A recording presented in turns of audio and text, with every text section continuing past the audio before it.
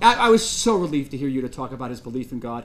About 3 years ago, because I was giving a talk in an American synagogue, and I got a little note while I was giving a talk saying that Shimon Peres had died.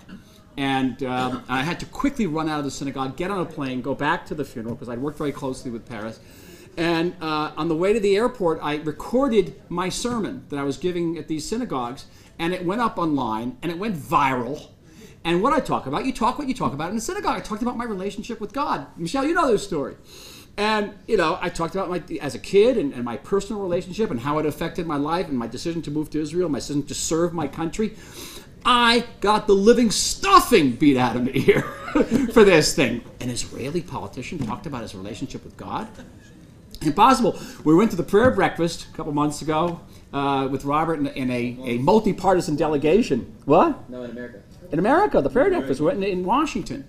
And we saw thousands of Americans from across the board, Democrats, Republicans, getting up and talking about their personal relationship with God and praying together. The Israelis, for want of a better word, were completely freaked out. They didn't know how this. And this is a country where we have people who are very, very religious in Knesset, but you don't. It's something that's part of our political culture. So I'm not going to risk my political career again by talking about my personal relationship with God. Let's leave that to you to glick. I'm going to talk about a different aspect of what the opening of the U.S. Embassy and the opening of the Guatemalan Embassy means for Israel, what it means for the Middle East, what it means for the United States, and I mean the Americas, and what it means for the world. Because what happened in Jerusalem this week, and I want to paraphrase John Hagee, will echo in the halls of Damascus. It will reverberate in the streets of Tehran, and not just on a religious level. I come from the world of diplomacy. I come from the world of geostrategic policy. And in that world, the most important quality that a country and a leader can have is credibility. Credibility. When the President of the United States draws a red line, and someone flagrantly crosses that red line, and the President remains inactive, countries take notice. They invade the Ukraine. They send warships into the South China Sea. Everybody takes notice.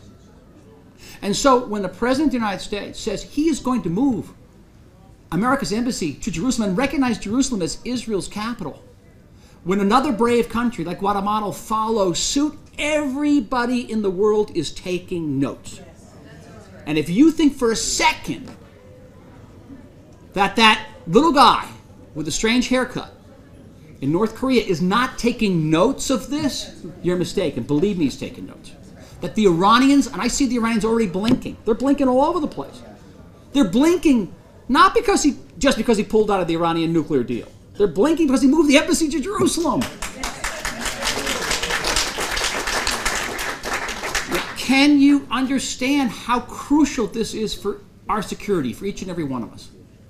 Each and every one of us. Many of us grew up in a world of a Pax Americana. And we felt safe under those great eagle wings of the United States of America. And those wings have been fluttering away, how should I say, in recent years. And we feel now that they're back. And it gives us strength. It gives us strength sometimes to even be conciliatory. Israel needs that behind it. But most importantly, what happened this week, you know, friends, I spent the last 48 hours on international television. I do not recommend you do this. All right? I don't think my hair can get any whiter than it is.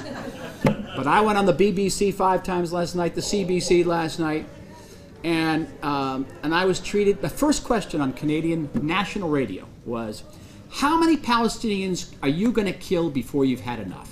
First question. Then it was an hour long from there, and all, you know, downhill. The fact that Nikki Haley stood up in that Security Council